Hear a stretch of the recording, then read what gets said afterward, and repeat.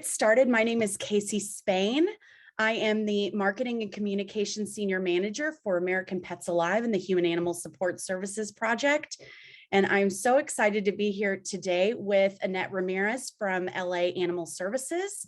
We also have Mike Wheeler from Cabot Animal Support Services and our own Kristen Hassen, who is our director over all of the HOS Project and American Pets Alive. So we have some incredible panelists for you here today. And just a little bit of housekeeping before we get started.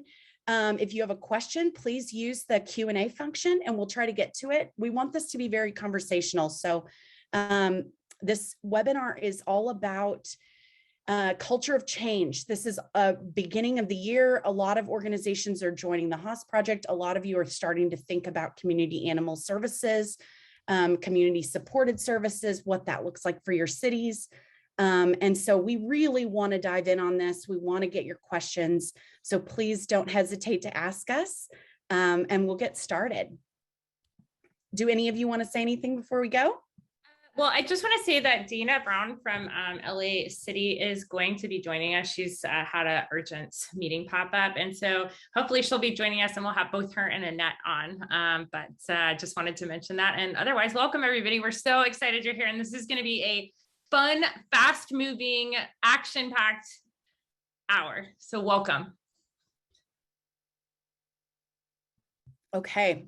We'll get started. I'm going to start with kind of a hard hitting question, if that's okay with all of you. I want to know a short story of something that did not go well in your organization that you tried to change once.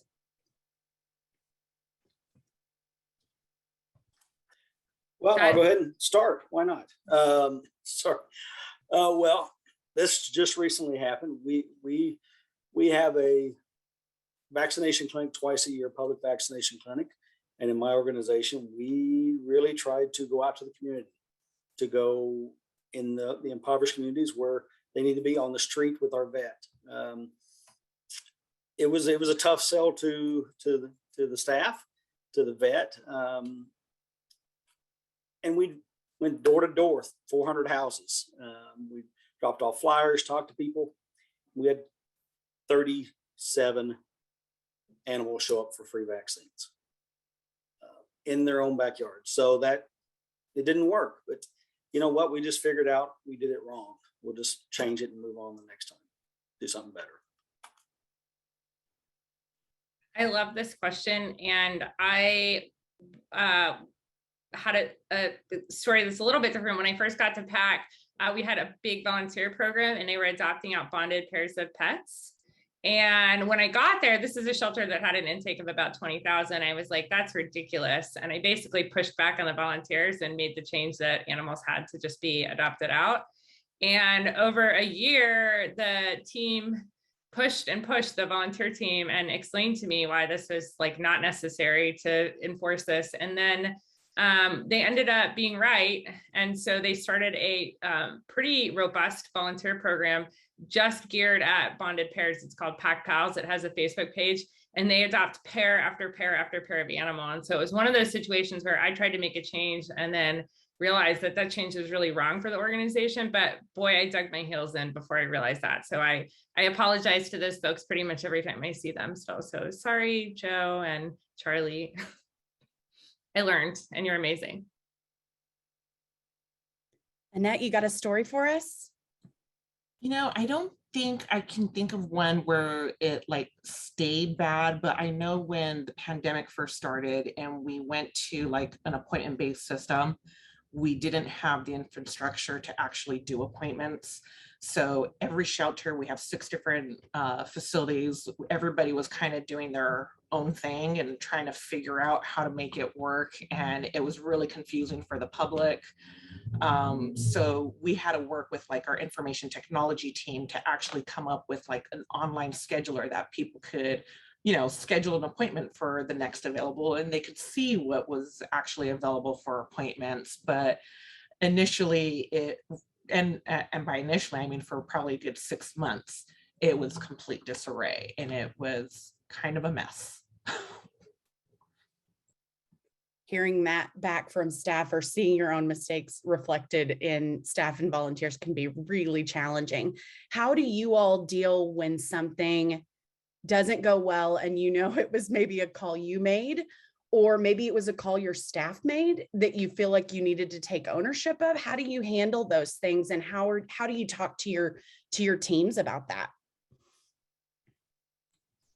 You know, one of the things that I like to do with my teams is really tell them that our role is to kind of figure this out together as we're going along. The whole idea is we need to question everything. We need to, just because we learned something a certain way doesn't mean that that's the way it has to be done. And we're going to have stumbling blocks along the way. We're going to mess up, you know, and we have to own them. We have to acknowledge our mistakes and just see where we can improve from there, but be willing to accept that critical feedback as well. And acknowledge we're human and we don't have all the answers. We really don't. We are still trying to figure out what is the best practice for animal welfare. And I mean, I started in this industry over 20 years ago, and we are doing something completely different from what I learned when I came in. So who knows what it's going to be in 20 years from now. So we have to just be open to continuing to try different things. Well, I think Annette said it, you just have to own up to your mistakes. My organization, it all falls on me. Every mistake made by an employee, by a volunteer, anything falls on me. So we admit it, we move on. We don't hide from it. We'll publicly post it. Guys, we screwed up. This is what we're going to do to fix this in the future. Every mistake is just an opportunity to do better. So we address that every single time, and we catch a lot of mistakes. It happens. So we'll just be human. I love that. I've heard from, I think Kristen, when I first started working with her, she said, we're going to fail and we're going to fail fast. And I loved that because it changed the mentality away from being stuck in a rut because this is the way we have to do it, whether it works or not, to we're going to try something new. If it doesn't work, we're going to get out and try something different. And it really changed everybody's mentality really fast on trying new things. I always loved that. So what's the current culture in your organizations right now? I know both of you have implemented so many changes recently. Mike, I know that your shelter has changed from Cabot Animal Services to Cabot Animal Support Services. You're working on a new building. Y'all have 1,000,001 changes. And I'd love to hear from both of you about that, all three of you about that. We do. We have 23 programs we put out immediately, all in one day. You talk about a scare to staff and volunteers when you just throw out and say, hey, we have 23 new programs. But our culture is great here. I am fortunate enough that my staff either believes or they're no longer my staff. And that works out well for me. So our culture is great. The community is great. We will try anything at least twice before we say that it didn't quite work the way we wanted it. So I can't complain about my culture. We just have everything, as long as it's for the community and the animals, it can't be wrong. And just a heads up, this year it's a long answer, I know. We labeled this year the year of yes. So there is no no allowed to be said in the office. If somebody wants to do something that's not directly in our protocols, we say, yes, we can, and this is how we can make that happen. It may require some assistance from them, but it's the year of yes for us. And did you talk to your staff about that a lot before you decided on that year of yes? I sent it an email about 2:00 in the morning. And then the next morning, after they all fired back their emails, we got together and we had that conversation as to, well, what do we do if somebody says this? Everybody likes the what do you do if? Well, in our world here, animal welfare, there's a lot of ifs, so we can never cover them all. So the thing is, we just say, we're going to say yes. This is how we're going to get there. May not be us doing 100% of the work. It may not be us doing 10% of the work, but we can get there. Kristen?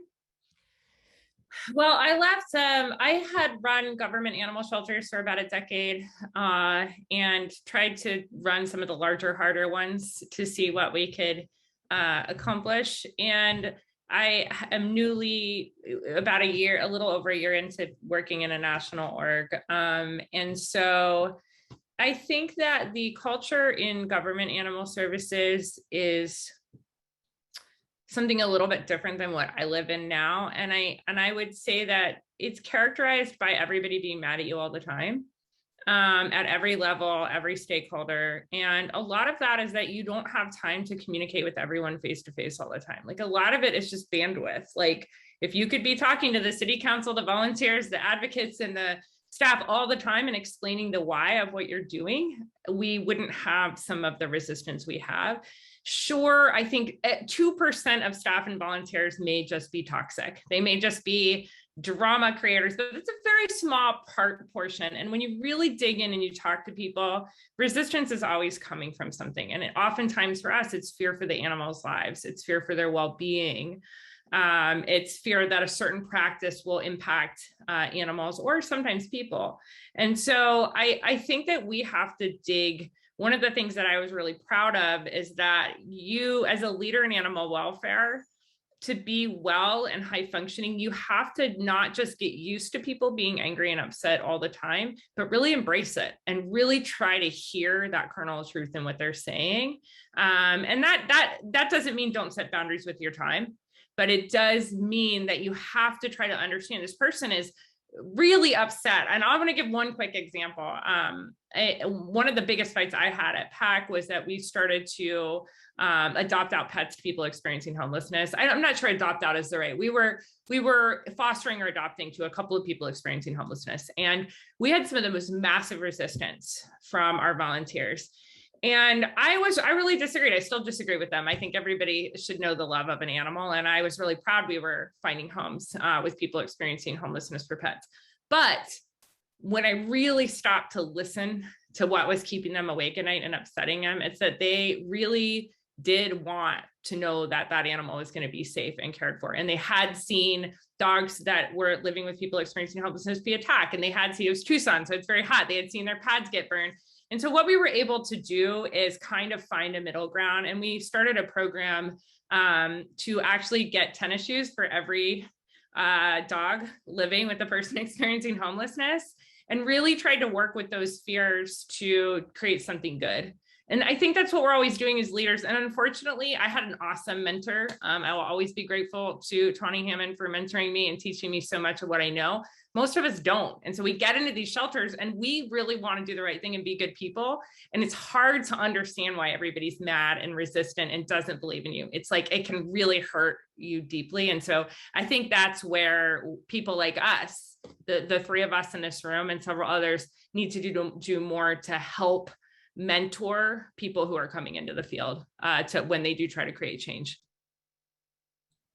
Yeah, and I coming from the government side of it, I totally agree with Kristen, is that, we are always going to have people that are super angry with us, but it really is coming from a place of caring and not understanding. So I'm kind of the unique one here on the panel where I'm not the leader of my organization. I'm one step below, and I've taken it on as my role to be that person for my leader. It's my job to make sure that we're working with the volunteers and we're communicating with them, that I'm completely available to them, to explain things to them that they could reach out to when they have concerns or questions. And the same with staff, and I've made sure that I've always maintained an office at the shelter, and I am present among them so that they see me and they have access to me, so that they know they can always approach me and talk to me about any concerns that they have. That's really good. Yeah, I love that. It made me think of another question. How frequently do you all have FaceTime with volunteers, or with not just roaming the halls, not just walking up and down, but actually planned meetings with all staff, town halls? How frequently do you do that? And what do you recommend, even if it's not what you get to do? So I could hop on on that one real quick. Aside from like walking through and just being like physically available, I do have monthly meetings with the volunteers so that they have access to me. I make myself available to them in the evening because I know most of them, do have like daytime jobs or whatever. So I want to be accessible to them when they're available. They're done by Zoom, so it makes it easy that people don't have to deal with commutes or trying to get somewhere with the city, especially the size of Los Angeles. And then with staff, our staff log into a daily Zoom meeting where we call it like a shift huddle. And then I try to hop onto those occasionally just to make sure that they know they have my FaceTime there. Well, and I have a once a week staff meeting, but my organization is much smaller than LA Animal Services and others. So I have the ability to talk to every staff every day, which is nice. Volunteers, I don't have the luxury of that. My program coordinator does that more than I do, and I should. So thanks for pointing out my mistakes here, and we'll fix that. But I'm fortunate enough, I have the ability to talk to them every day. I think that if I could just add one thing to that I think we have to start getting in front of people when they're upset and when we're navigating change. And we in animal welfare kind of often tend to go into our offices and not want to engage because it's really hard. And one of the things that I've seen some really awesome leaders do is they get in the room with staff and volunteers and they just talk it out and they take the hard questions. And that is so impactful. We don't do it enough. But just to be brave enough to stand up there, because even if a few people are going to be kind of relentless, you're going to have other folks that come to your rescue. They're going to say, okay, I think what this person is trying to say is this. Maybe we could figure this out. And I think we need to also make those people part of the solution. And we tend to say like, oh, it feels terrible to talk to this person. They always are disagreeing. But we need to say, you can be part of this. And I think my example of Pack Pals, which I did share the link, I saw the question about that. I said to them, look, we don't have time. You've got 14 days. It was something like 14 days to get these animals adopted together. And you need to collect data and you all need to run the program. And they did it. They run the program. And in fact, they showed that the length of stay was often shorter when they kept the animals together. And so I put the expectation on them, but I also honored that they wanted to do this work. And this is not to be, this is one situation that eventually went well. There's plenty that have gone wrong where that engagement's been too hard. I'm also the person that was on the news hiding in my office. And so they had to film my office door because I wouldn't come out. So I am not above that either, but we as leaders, I think part of changing culture means digging in and like really sitting through some of those hard talks. That's a really good point. We've got a good question in the Q&A that I want to ask y'all. And this is one that I think about pretty daily since it's part of my role too. How do you communicate new, modified, enhanced programs and processes with the community? Getting the message out to the general public. What does that look like? Even if it's just with some of the harder conversations like managed intake, and then some of the ones like that you need fosters for temporary, maybe bad weather or something like that. How do you communicate those things?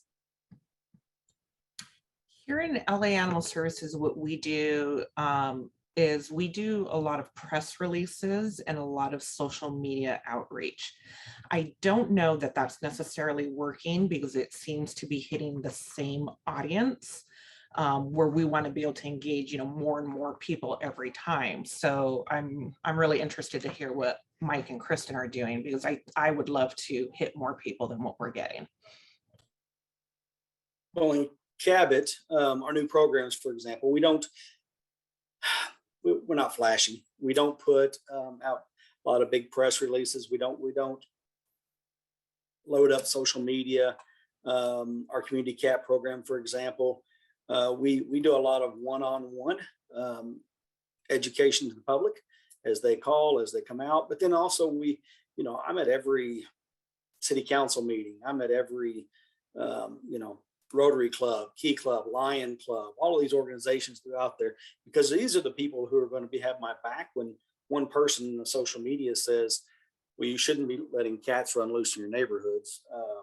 And we're saying, well, we're going to put every cat back. That's where they live.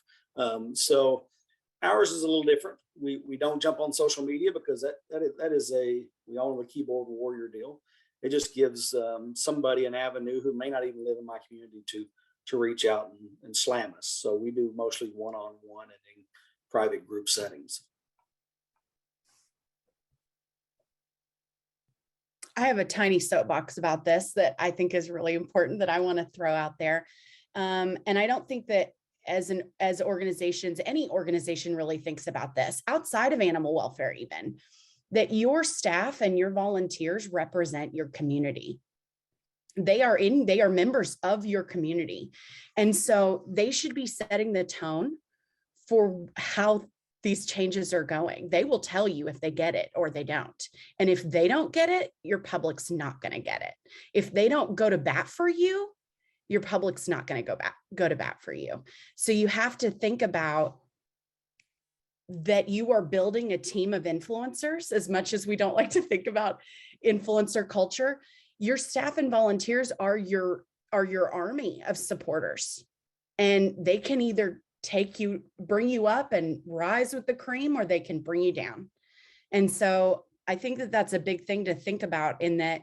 And I will give another example, Kristen, but one thing that I think as a leader, as having had bosses that were great and leaders that were not great.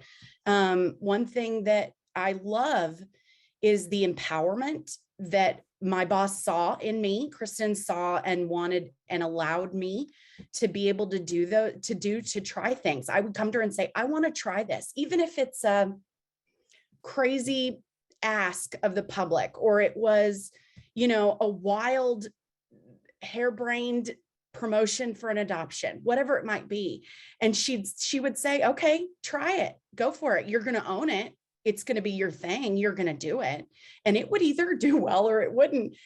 But it empowered me to feel like I could make those changes. And it helped me feel like I was really valued as an employee. So from that other side of it, giving your staff the ability to do the things that they come up with, if at all possible, to try those things is really, it's brave as a leader, but it's also vulnerable. So Kristen? Yeah, I think that is very true. And I appreciate everything you shared. And I think there's also a point at which we have to make a decision and stick to it. And I think about so many changes. Every shelter I've ever gone into, they write bad things about animals on their kennels. It is probably my number one pet peeve in a shelter. They'll write one shelter, the last shelter I ran, I walked in and it was a kind of rural community, and there were something like 11 kennels that said no chickens or ducks. It was do we need to have this on the kennel card? No children under X, not good with. And, you really are doing a disservice to the animal at that point. And so I have, in every organization, gone in and said, absolutely no negative information on kennel cards. And that's been a big fight. And people have felt strongly about it. They thought it would create public safety issues. They thought that it would waste their time because the adopters wouldn't know. They would have a chicken and they would not be able to adopt the chicken hating dog. So that kind of thing is we as leaders also, when we're creating a culture of change, we do have to take a stand at times. And I wanted to ask Mike, you are kind of notorious for taking a stand, but when you do that, how do you sell it? How do you get your team to actually be on board when you do say, this is what we're doing? Well, if I tell y'all I don't hire anybody with experience because I want to be the ultimate authority, would that work? That's pretty much what it is. No, my staff, it's a trust thing. It is. When I tell them something, they trust that I'm going to tell them the truth, and that it's going to work. And normally it's an example.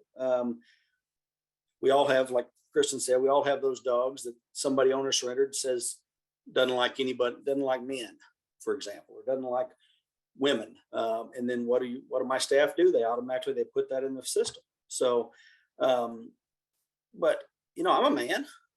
I have staff that are women. We have kids and volunteers that come up that are underage, and they don't have those issues. So, we have to prove them wrong sometimes, in a polite way. But I pretty much tell my staff what to do, and they do it. And I don't know how that happened over the years. I think they trust me. And if they don't trust me and we can't work together, then it's one of us needs to find another job. And I kind of like mine. So.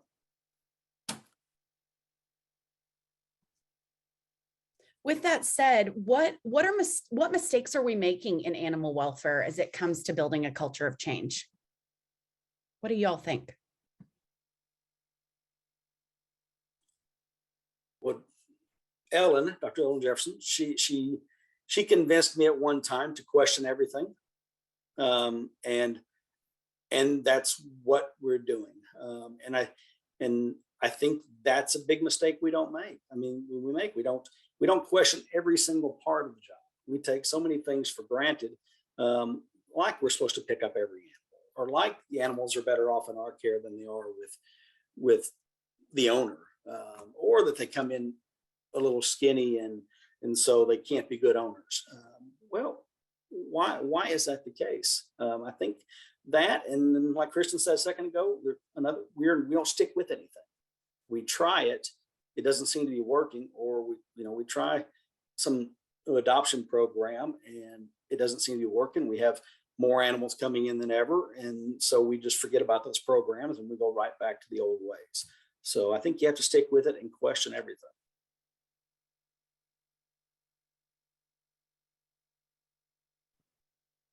Well, I don't think we're telling people the why. I don't think we're explaining to people why very well. And I mean, with Haas, it was really interesting with Human Animal Support Services when we started. It's like we felt like the messages were so clear, and we thought, of course, we're going to do everything we can to keep pets and people together. Of course, we're going to try to help people being evicted keep their pets. We're going to help people rehome their pets so they don't come into the shelter.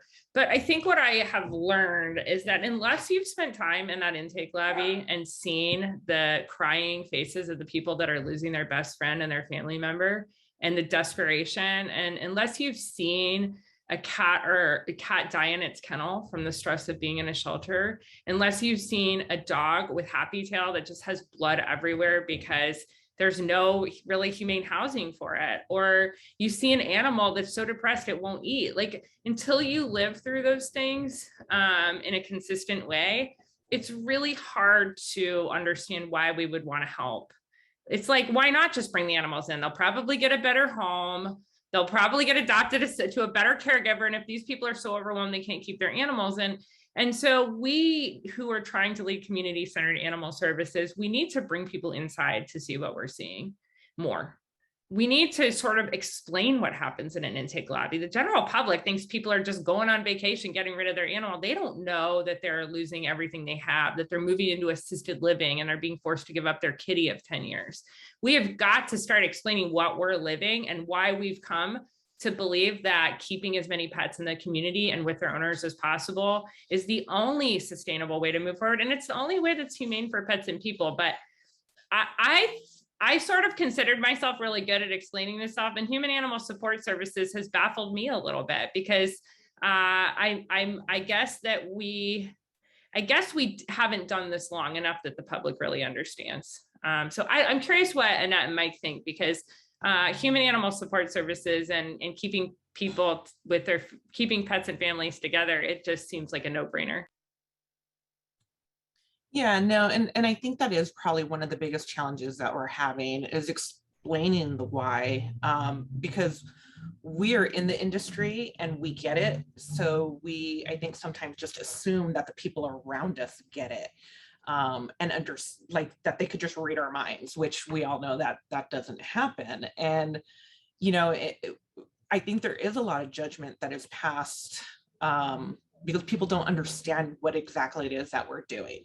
Like Kristen said, when people are coming in, surrendering their pet that they've owned for the past 10 years and, they're losing their home, and our intake reason says move, you know, and people get a hold of that, like, oh, what a horrible owner. They moved and they just dumped their 10-year-old pet, you know, and it's like not understanding what the real issue is out there in the community and what we're dealing with.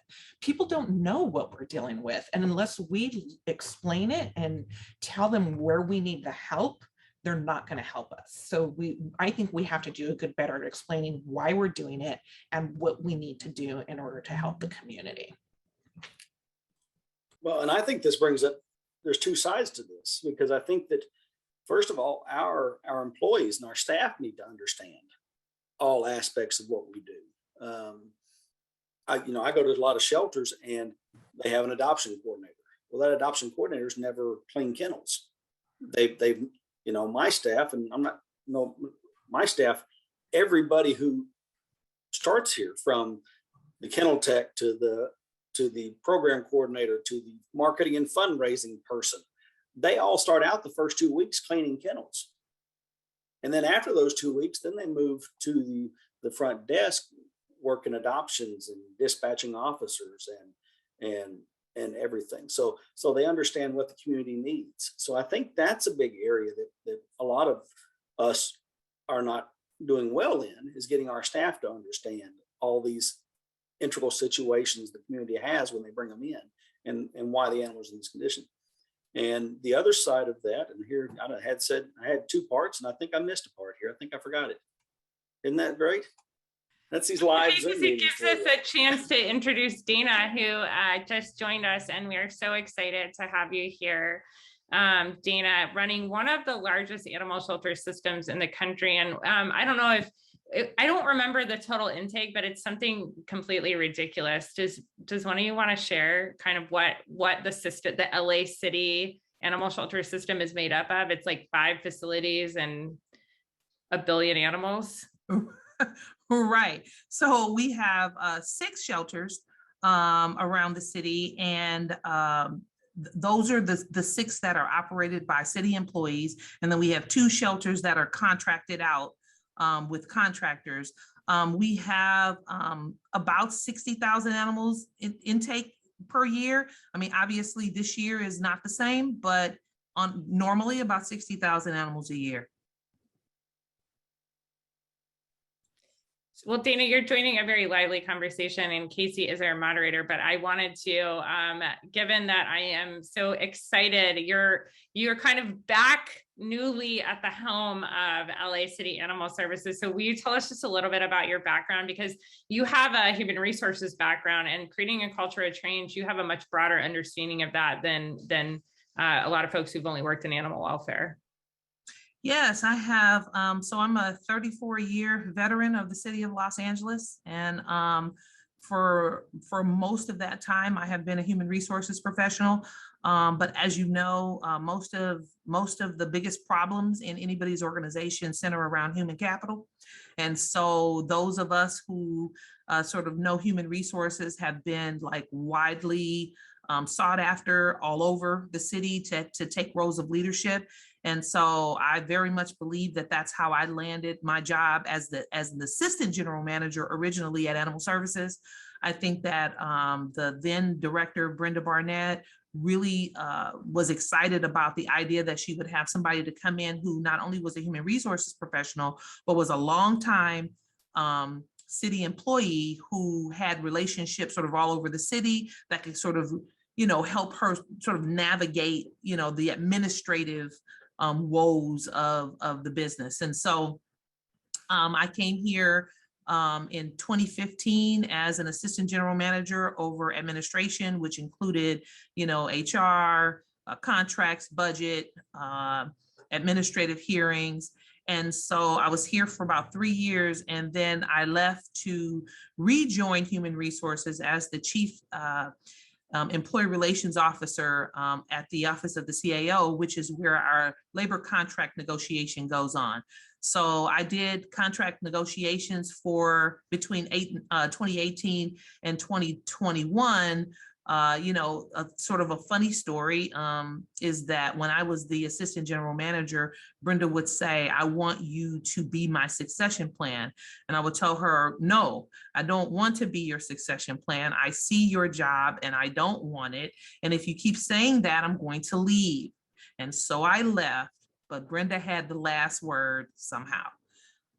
So when she did retire in 2021, she recommended to the mayor that he consider me taking over for her.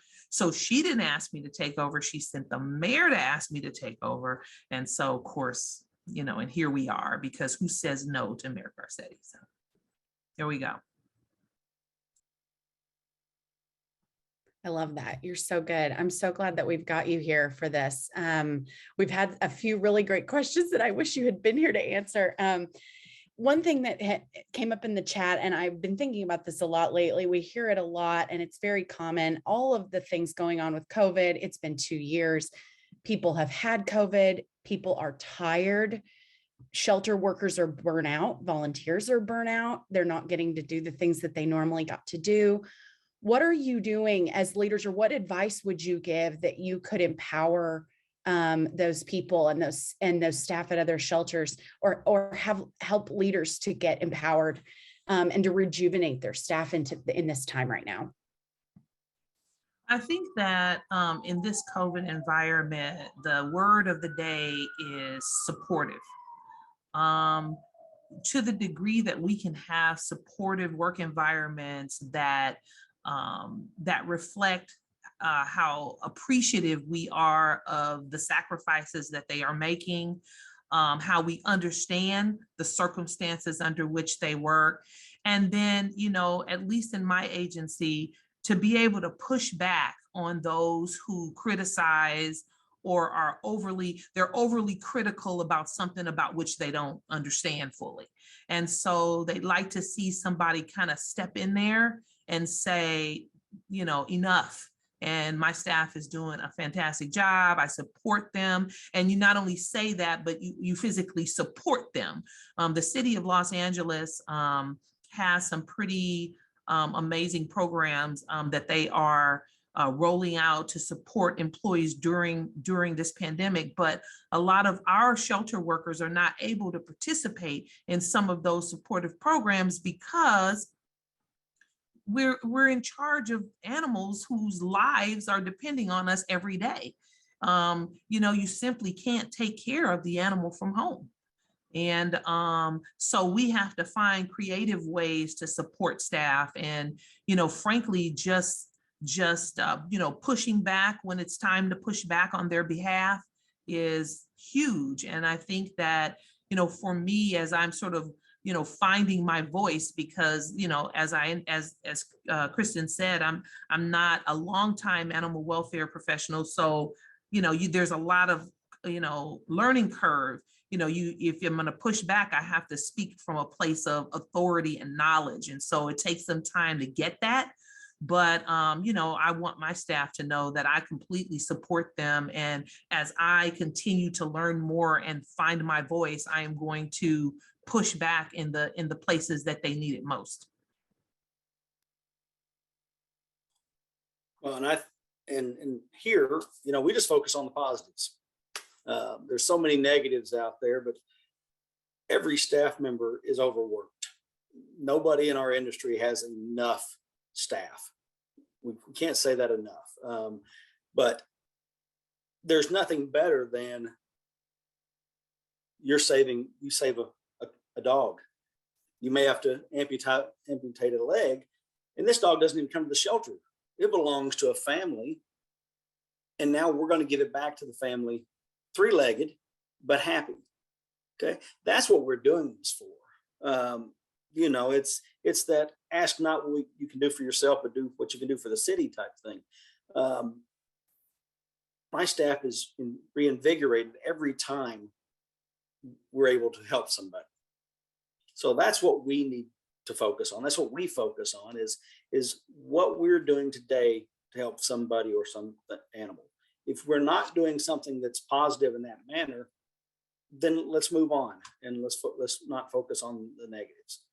Not enough not enough. Just deal with the positives.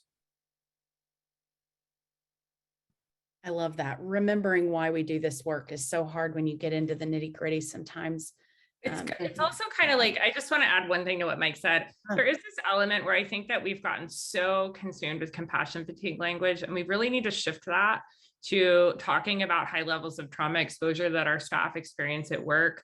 I mean, I don't think compassion fatigue is a very appropriate term, and it's really disempowering for people. It's like, well, I have compassion fatigue. Whereas if we really start to talk about what's happening, we're dealing with life and death every day. We're seeing animals live and die every day. We're seeing people suffering. We're seeing the angriest people. Like, we're dealing with such massively difficult stuff, and we need to do more to talk about that with our teams, to make space for mourning and really processing, but not keep telling people they have compassion fatigue. I think we're creating problematic team cultures when we do that. It's like, no, you're in this work. We're here to fight. Like Mike said, like, we join this because we believe in a mission. So it's kind of both of those things. It's like, you have to be empowering, and you also have to make space for how freaking hard and tragic this work often is. Such a good point.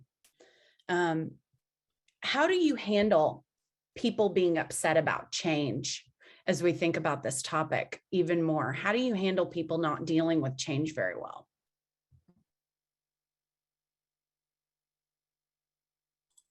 Well, I mean, you have staff and you have community.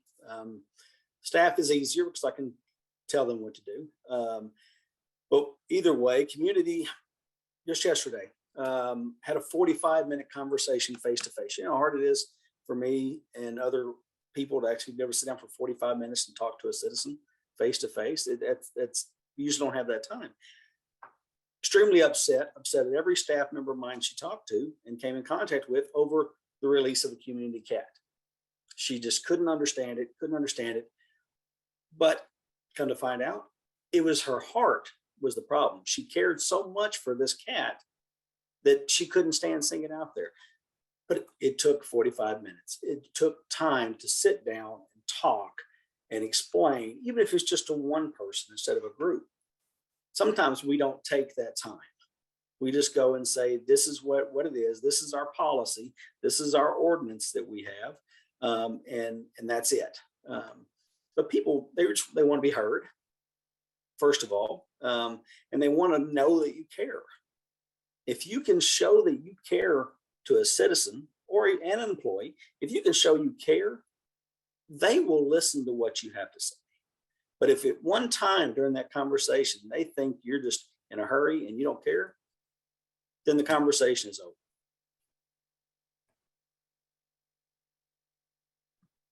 That's so good. Anyone else on that question? How do you handle people who are not happy about the changes? I guess I want to ask Dana and Annette, y'all have, I think you have unions, and not specifically about unions, but when you have organized resistance that people are just like, absolutely not. I've been here 30 years, no way. Like, how do you navigate through that, especially in a system that's like as large as yours with six shelters and trying to manage just this whole giant thing? I think for us, so the unions, interestingly enough, our unions are, they partner with us to try to, make the circumstances for the employees that they represent a better circumstance, right? And we're all for that. I think that the bigger issue really is sort of the siloed environment, for the volunteers, for example, versus the community versus the staff. And I hate to use the word versus, but sometimes that's exactly what it appears, that, we have these silos and for employees, like Mike said, employees are fairly easy. They recognize that they are to do, what they are instructed to do. Obviously, the policies that we have in place are for the betterment of animals. And even if somebody thinks that that's not the best thing that we could be doing, we're never doing anything that is to the detriment of animals. And so they do it. But volunteers are very different because they are not paid and they are members of the community.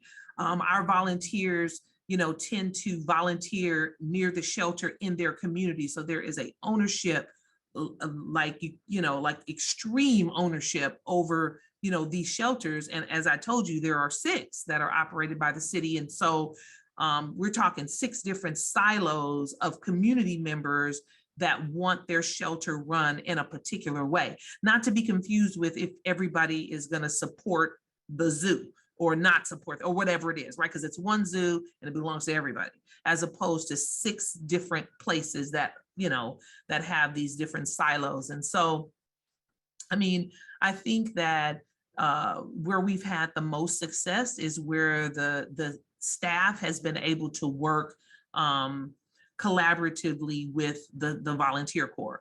And when I say work, I just mean communicate, when they are a part of the same family, that's when we have our best success. So I think that, in trying to sort of calm the storm of when people are not sort of with the program, if you will, that our employees turn into our greatest resource in trying to, move the volunteer staff and or the community toward the end that we'd like.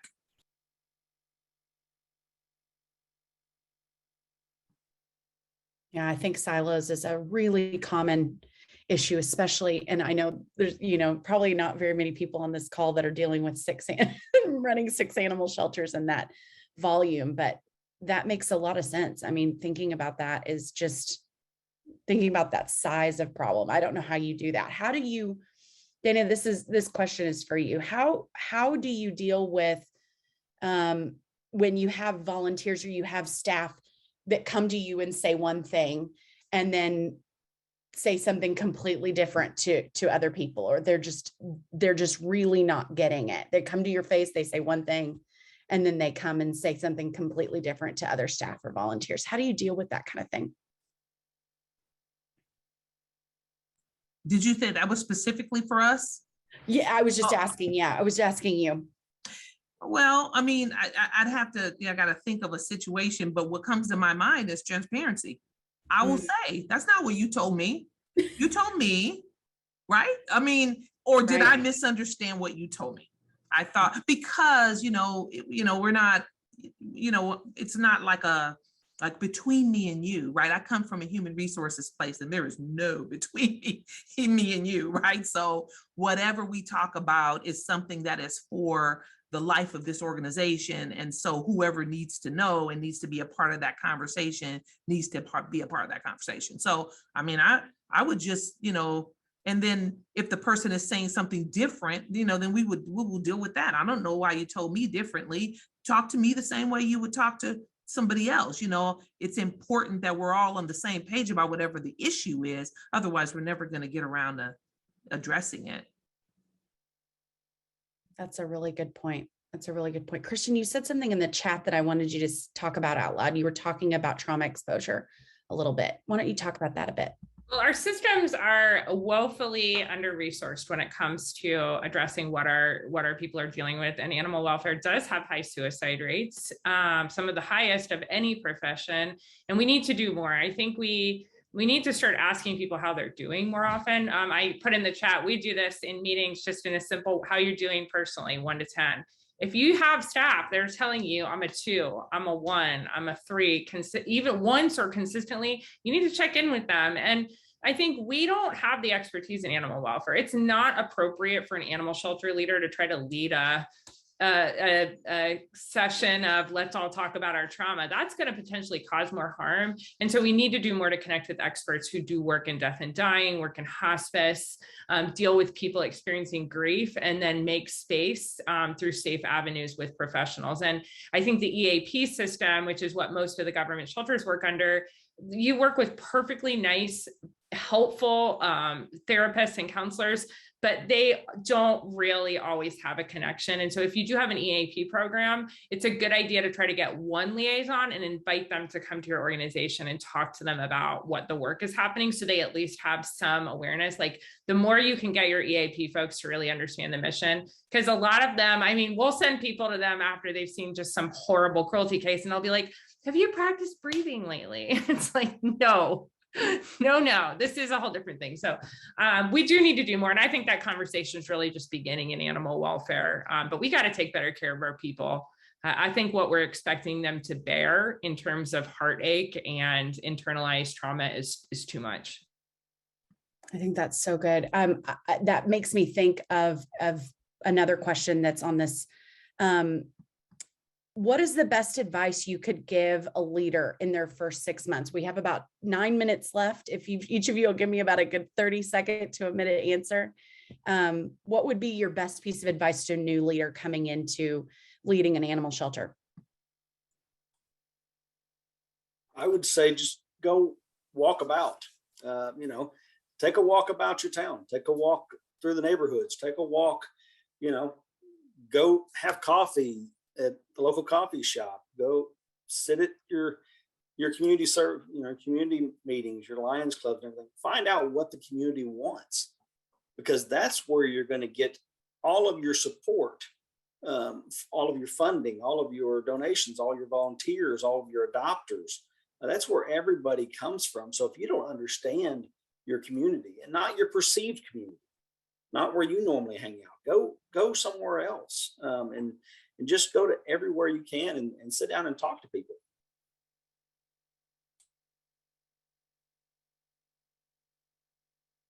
Annette, why don't you go next? Oh, okay, go ahead. Or Dana, that's fine too, either one. Okay, I'll just throw one out, because obviously, whoever goes first, it's like, oh, what Mike said, right? But there's so many different avenues, right? So for me, I would say in my demographic, get your thick skin on, and learn not to take things personally, even though they are going to be directed at you personally. This is about a passion that is deep, or sometimes the passion leads to other imbalances, frankly, is what I'm finding as well in some cases, but it comes from somewhere so deep and so passionate for people. And so you have to let them emote in the way that they need to emote, and not to take it personally. I totally agree with both of those. And the one thing that I would add is that you're not alone. There are animal welfare professionals across this country that have gone through the same struggles, that understand where you're coming from. They understand the heartache, they understand the passion, and they're here to support you. Because one of the silver linings, I think, with COVID is that it has really brought all of us animal welfare professionals together, communicating with one another and supporting one another. And we're here for you. Well, I would say that you need to form a workplace culture agreement. And the reason I say this is that in the era we live in, going to social media and trashing people is a really easy thing to do. And it's something that can make you feel good when you're upset. And so if you want to promote different behavior, you have to be clear about what that is. It's not enough to say be kind. It's not enough to say be respectful or we're not trashing each other. You really need to have those expectations laid out. And the trick is that it can't be one person writing those expectations. And so what I recommend all new leaders do is get your whole darn organization together in a series of focus groups and build those workplace cultural agreements together, and then print posters and hang them on walls, hang them on bathroom stalls, make sure everybody knows them. They have to be simple, they have to be clear. But then what it gives you is a tool that is not a punitive personnel action. It is something to say, look, we all signed up for this. We all agreed to this. We committed to this. In the last 2 organizations I've run, once we've made it, everyone's had an opportunity to weigh in. They've all said yes, and then everybody has signed it. And it's been a really powerful tool, because once everybody signs it, it's like you committed to this, you signed on, and now you are, bashing a staff member to another staff member or whatever it is. And it really has been effective. So I recommend people do that, because I think it gives you some guidelines outside of any immediate situation, because it's really easy to get pissed off in a moment where somebody's just railing against you, or you've heard they've done something, and it helps you guide them to something outside of an immediate situation. That's really good. I threw the workplace culture agreement that Kristen wrote a few years ago in the chat in case any of you missed it. I love what Mike wrote. In case you're on the phone, you're not seeing this. LEAP, if you have not heard of the acronym LEAP, it's such a good acronym to follow. Listen, empathize, apologize, problem solve.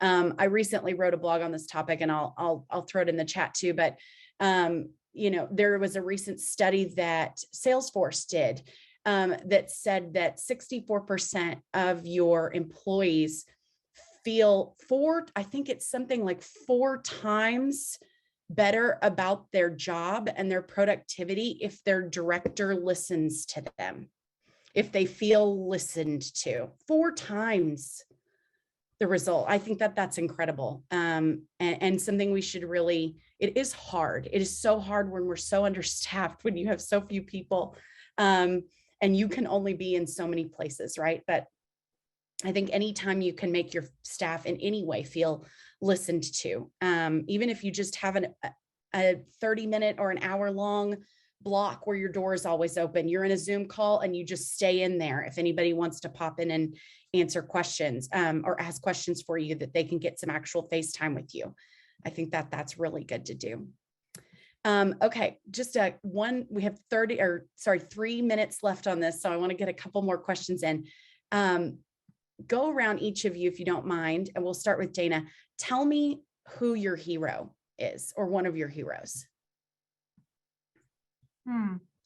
Okay, well, I think I would pick Maya Angelou. And it's just about overcoming adversity and, rising to your full potential.